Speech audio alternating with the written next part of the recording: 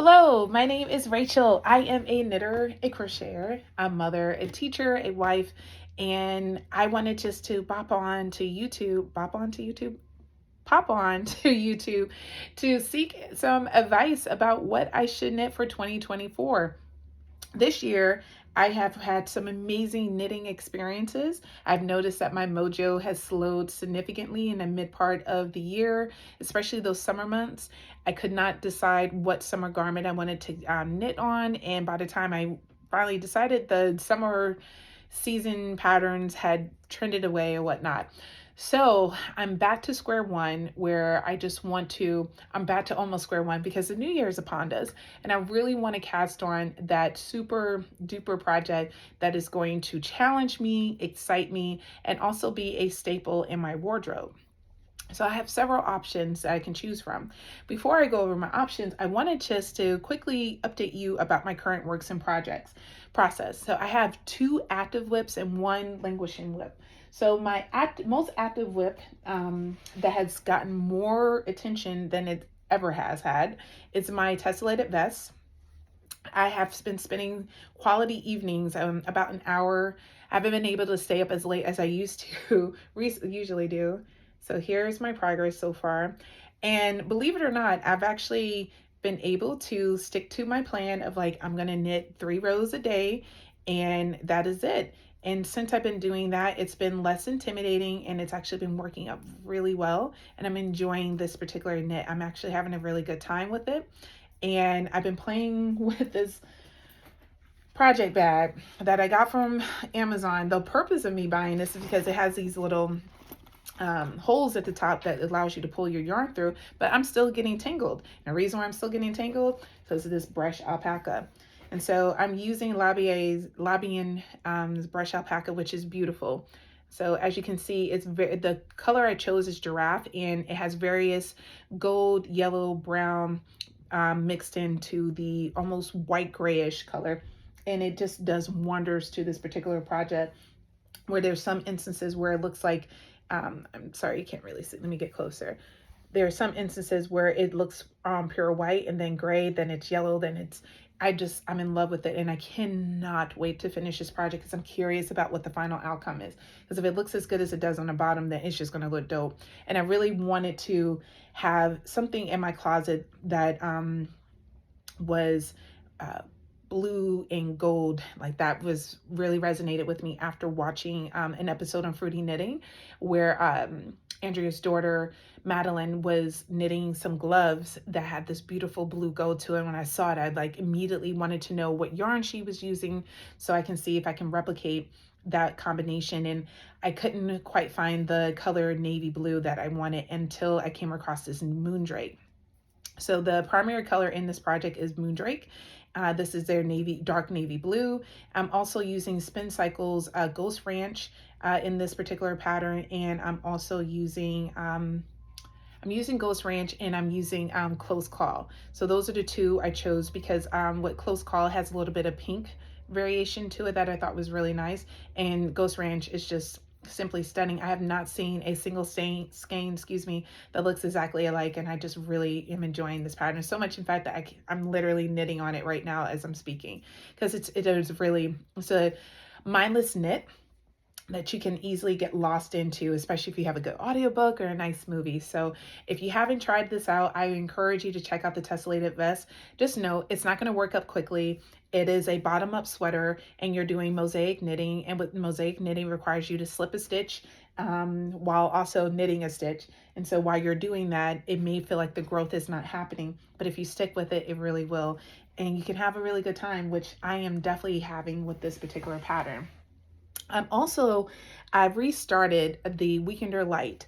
My sister-in-law, as I mentioned before, fell in love with that particular pattern. She got caught up in the hype while we were at Rhinebeck, and she saw a knitted version of the Weekender Light with the yarn that she ended up purchasing. And so initially I was like, oh, I wasn't getting engaged. So I told her, like, we can't do that pattern. We got to do another one. So she picked the alternate, which was the Scoop. And I really like the Scoop. It's a beautiful pattern. I can't wait to knit that one day. But I don't like to give up on a pattern. I don't like for moments when I feel I'm like, no, this is not working. So I instead decided to say, let me just try one more time, change up my needles and see if that will work. And I did that. So I recast on the hem, and this hem came out so much better than the first hem I did. And I'm really am proud of myself for giving it one more try. If it's an epic fail, I'll stop again. So, I cast it on. I have the first hem finished. So this is actually going to be the front. I read the, what is it? The inch requirement for the front hem, thinking it was the back hem. So at least the front hem is there. And I'm like, oh, I actually like the length of this. So that's perfect. And I'm working on the back hem. And this has been my work knitting. I got that done at work and just like in those in between moments. And I started the second hem here.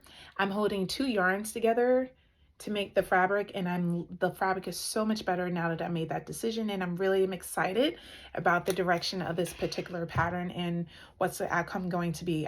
It's working out really nicely. I think the pattern recommends that you use a 3.5 milliliter, and so I think I'm going to still stick to the 3.5.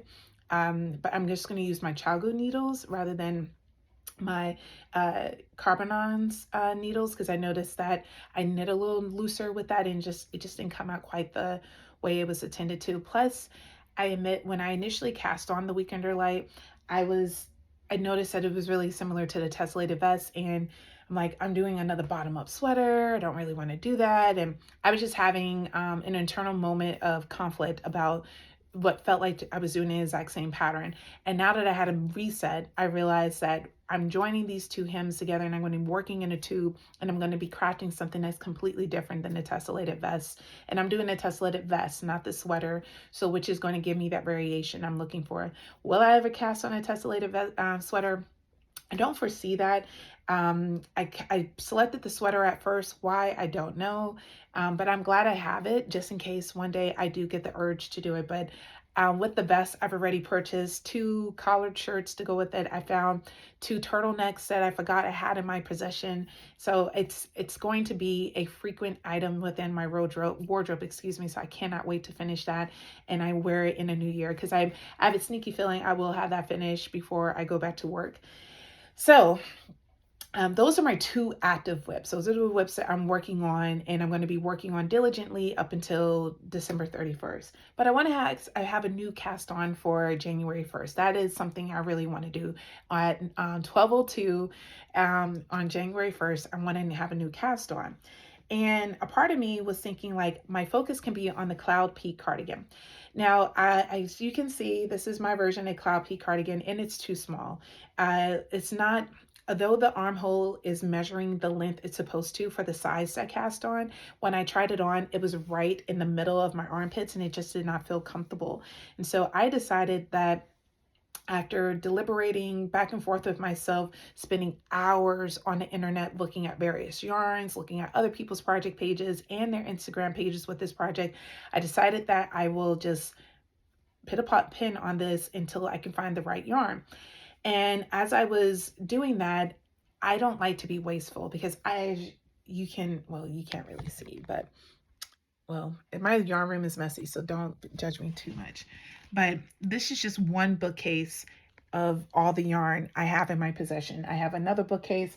The other bookcase that I have that usually carries my worsted weight, that one actually went down a little bit because I sent my grandmother a whole big old bag of yarn, because my grandmother is the reason why I started to crochet.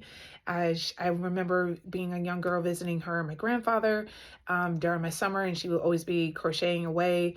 And finally one year I just worked up the courage to ask her if she could teach me how to crochet.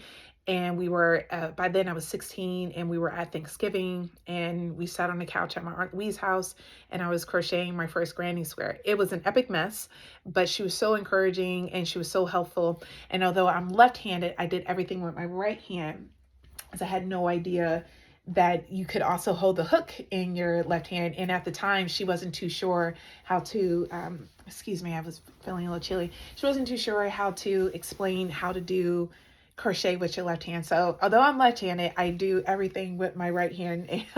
One reason being my grandmother.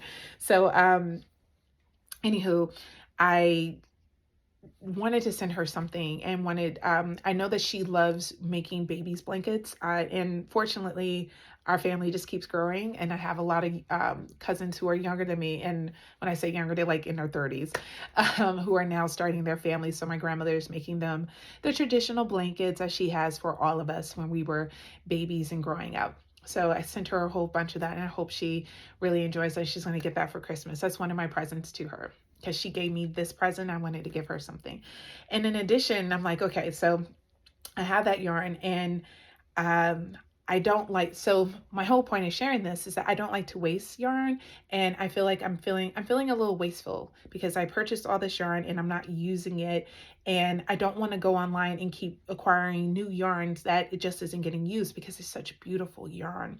And I could donate it to various people, or even organizations or whatnot. But I also want to make something with them. I want to do something with the yarn. I can understand there's some instances where you purchase yarn, you realize it's not a good fit. Like, what's this one yarn? I have this yarn that I bought from this Swedish company. And it's a beautiful yarn. It's lace weight. It's so gorgeous. And I bought it for the Twist and Turns um shirt, and it was just too thin, and I'm like, no, I can't do it. So I'm going to use that same yarn for a cowl. Oh, I dropped it, but I haven't cast on a cowl, but I know what cowl I'm doing. I have the contrasting color, so that's all squared away and ready to go.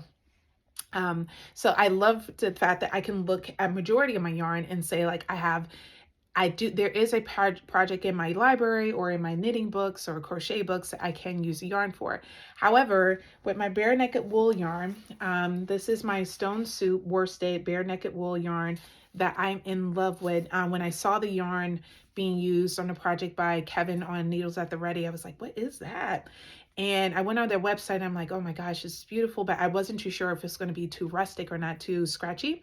And when I found out that they were at Rhinebeck, I went to them, and I'm so glad that I did, because for every skein of yarn for the worsted weight, you get 230 yards. And sometimes that's a little hard to get that much yardage in the yarn, because I found that for better quality yarn, especially for worsted weight, you get between maybe 100 to 150, like Woolfolk, one of my favorite worsted weight yarns. But here is a skein of their yarn, and let's see. For their far yarn, you only get 142 yards. Beautiful yarn, super soft, love it, love working with it, but there's not much yardage. So with all that said, I don't want this to go to waste. And I could even, this yarn is such a beautiful yarn to make a cable. And so I think I am going to continue to use this yarn for the Cloud Peak. I think I just have to cast on again. The issue that I'm having is that I want the Cloud Peak to have this little halo. So, which is the reason why I'm using a mohair. So I'm using Knitting for Olive's mohair. This is their ballerina pink yarn. I'm going to bring it closer. And so with that ballerina pink yarn, let's see if I find a skein with the actual tag so I can give you those details. Yeah, here it is. So this is their soft silk mohair, and it has 70% mohair, 30% silk, and you get 225 meters of yarn, and this is cruelty free, and this is the colorway is called Ballerina. I love it. It's so soft, and it definitely gives the yarn a halo. I don't know how well you can see the fuzz, but it definitely has fuzz factor.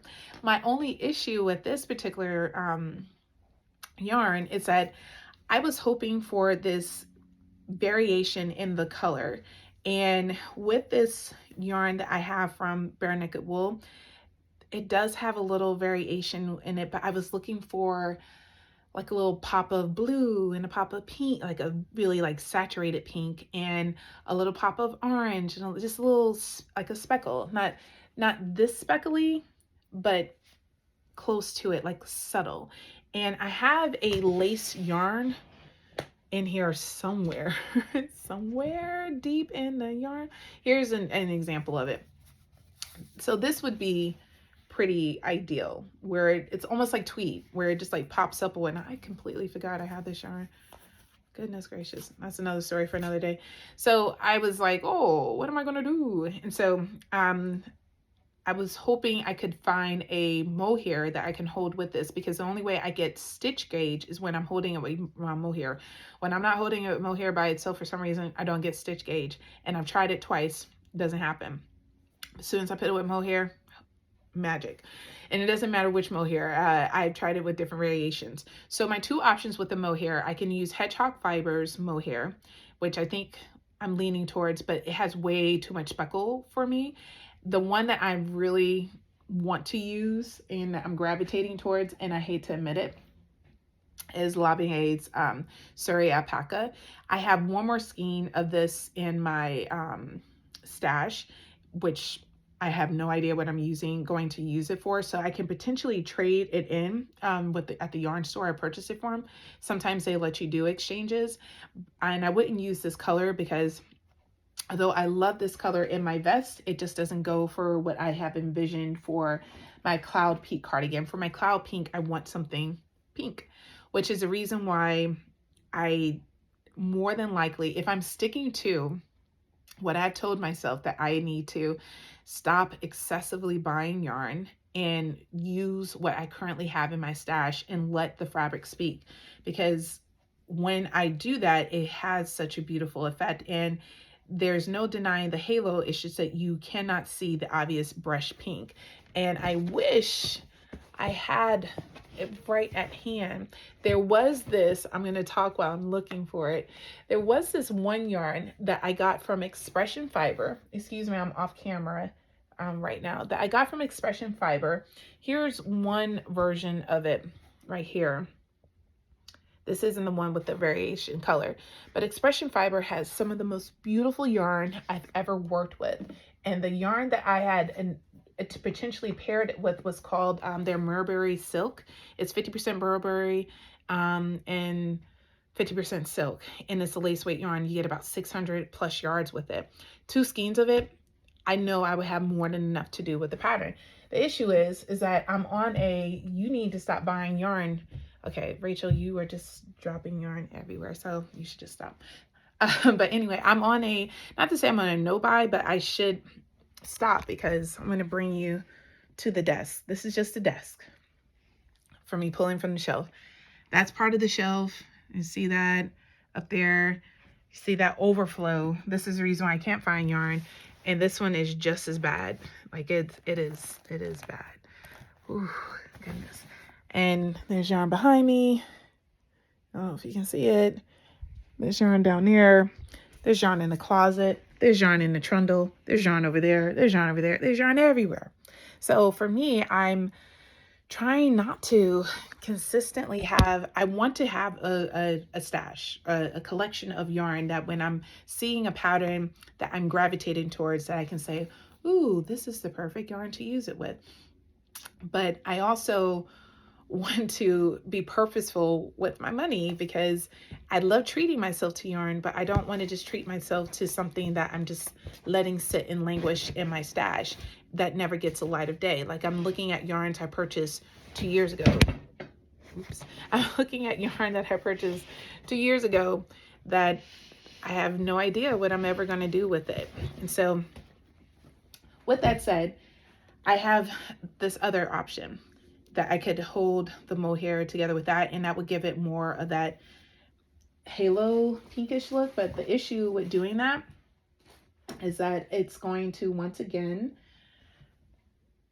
I just feel like it's going to be more this color. I don't know if it's going to have I like this because it's subtle and it's not obvious that it has different variations in it.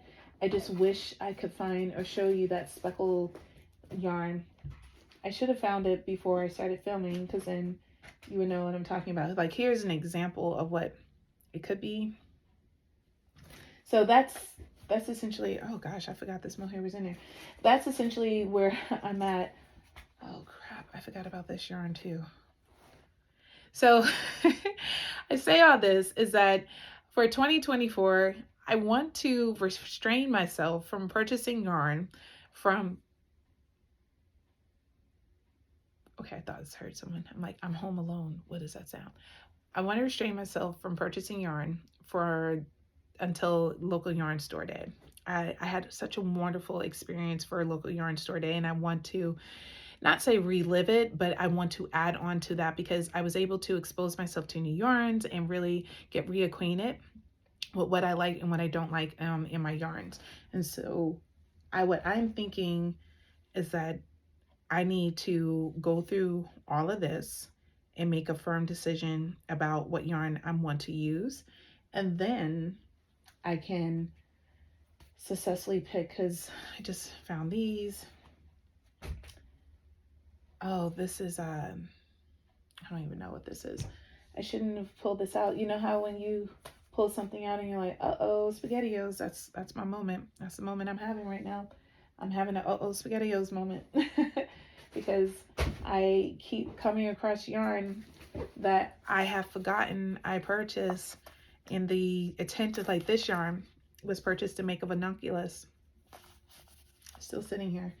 And I have 2 skeins of that. And I went out of my way to find that particular yarn. And lots of this brush alpaca yarn. I think that's what I got to do. I think I just got to go through all of my yarns, reorganize them. Once I reorganize all my yarns, then I can make a firm decision about what I want to cast on for 2024. I know that for 2024, I want to do a cable, and I also want to make a staple item in my closet. So for me, one thing I was thinking about was doing, since I want to make those 2 items happen, I was thinking about doing the Arctic Light. But again, I was coming back to the Cloud Peak and I'm like, I love this pattern. I think it would be a great opportunity. So part of me was like, I'll do the Cloud Peak cardigan, which has cables in it and it's a cardigan and something I need. My only issue with the Cloud Peak cardigan is the fact that it's hard to get gauge with this pattern. It's like a 14.5. And it's nearly impossible to do with any worsted weight yarn. You need Aran or light bulky weight yarn in order to make that happen. At least for me. I can't speak for everyone else. Maybe Hoagie Locatelli is a little bit of a tighter knitter, but I am not, and I also don't knit continental. I don't know if that's a factor, but what I do know is that until I started using this yarn and holding it with the mohair, I was not getting gauge. I was at 17. The first time I did it with this yarn, which is the Fiber Company yarn, when I did their worsted weight one, I had like 17, almost 18 inches, stitches per four. And I tried another worsted weight, had the same dilemma. And so I'm like, okay, let me try a worsted weight held with mohair. Didn't work. But then when I bought and this was a big risk, but I love this yarn, and I knew that if I was not successful with this pattern, I can also knit one of their patterns, because, oh my goodness, Bare Naked Wool has some beautiful patterns on their website, and that's definitely one thing I would like to do before the end of 2024 is purchase and knit one of their patterns. So that was my backup. So with that said, I had gone back and forth about whether or not this was the right wool for that pattern. So I was going on the Bare Naked Wool website and I found one pattern that I could potentially use. But then as I was perusing through Ravelry to see project pages to see if other people had did that particular pattern I was looking at, I came across a pattern that I had fell in love with years ago after watching an episode of Fruity Knitting.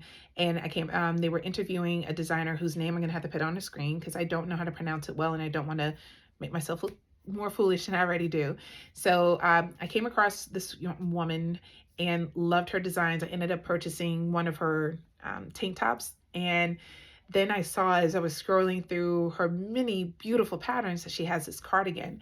And I'm going to hopefully insert a picture of it, at least put a link to the cardigan in the description. And what I love about this cardigan is the design on the back. It looks so like fire. And I went back and forth about what I wanted that to look like. And at the end of the day, I realized I have the yarn for it. I have this worsted weight yarn. I have another worsted weight yarn that I can also knit away. I'm going to pull it out for a second. This worsted weight, I believe this is my Barocco. Yeah, I can't find the tag. The tag has disappeared. I purchased this from Wool & Company. I believe this was a purchase from Wool & Company. But this is a alpaca. I believe it's 100% alpaca wool. I'm sorry I don't have the tags, so I'm doing this all from memory. And it looks quite similar to my other Barocco natural yarn. So I'm almost certain that this is.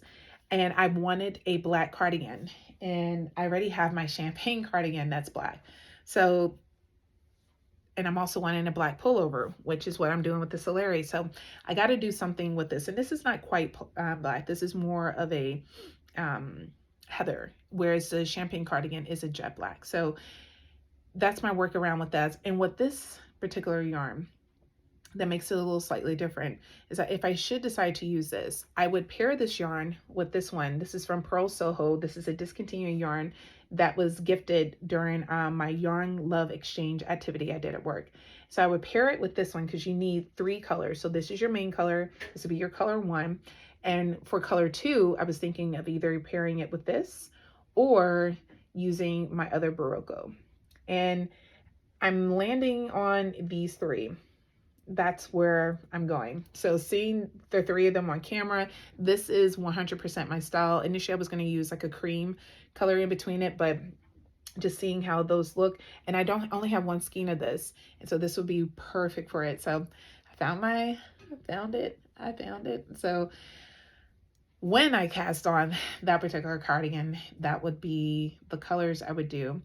So I think I have clarity. And that's why I love doing these moments of interaction. And I hope that they're helpful to you all as well, because we just have moments where we're uncertain about what we're going to do and we want to make something beautiful with our hands.